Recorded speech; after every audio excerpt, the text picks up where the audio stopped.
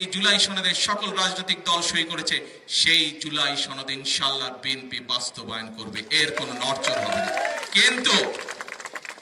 কিন্তু যারা বিএনপির খাল খনন, বিএনপির ফ্যামিলি কার্ড, বিএনপির কৃষক কার্ড, পেশাদার খেলোয়াড় তৈরি সহ এই সকল জনগণের জনকর্মসূচি সেইগুলোকে বাধাগ্রস্ত করবে, বিএনপি জনগণকে সাথে নিয়ে তাদেরকে প্রতিহত করবে।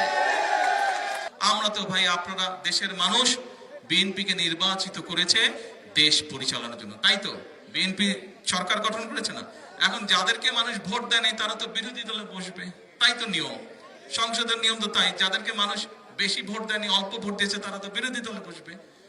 এখন এই বিরোধী দলে যারা বসলো, বসার সাথে সাথে আমরা দেখলাম, ওই যে মনে আছে স্বৈরাচার একবার বলছিল বিএনপিকে 1 মিনিটও ক্ষমতা শান্তিতে থাকতে দিব না, মনে আছে এই ডায়লগ? মনে আছে?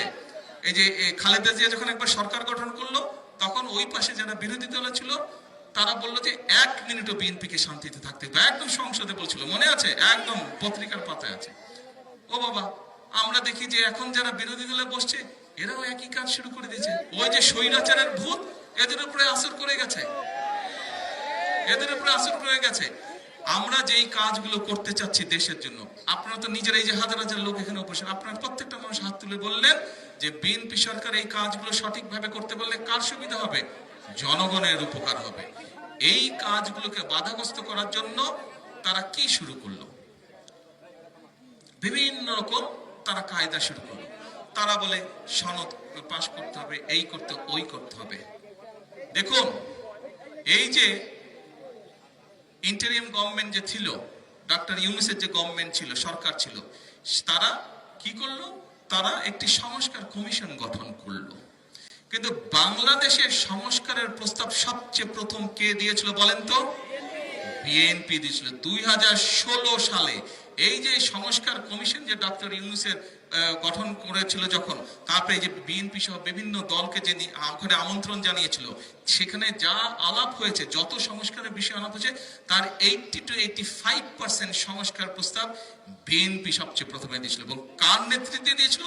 দেশনেত্রী বেগম খালেদা জিয়ার নেতৃত্বে 2016 সালে এই সকল প্রস্তাব বিএনপি দিয়েছিল।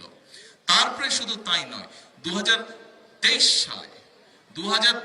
সালে বিএনপি আবার, সেই সময় আন্দোলন চলছে, আন্দোলনে বিএনপির সাথে যেই দলগুলো ছিল সেই সকল দলকে সাথে নিয়ে বিএনপি 31 দফা দিয়েছে। 31 দফা মনে আছে না আপনাদের? 31 দফা দিয়েছে। আমাদেরকে যখন সেই সংস্কার কমিশনের দাওয়াত দেওয়া হলো, ভাই আমরা যা করব আমরা জনগণের সামনে একদম জোর গলায় বলেছে যে আমরা এই করব, যাতে আমরা দ্বিমত পোষণ করি। আর ভাই, গণতন্ত্রের নিয়মিত হচ্ছে আমার কোনো ব্যাপারে মত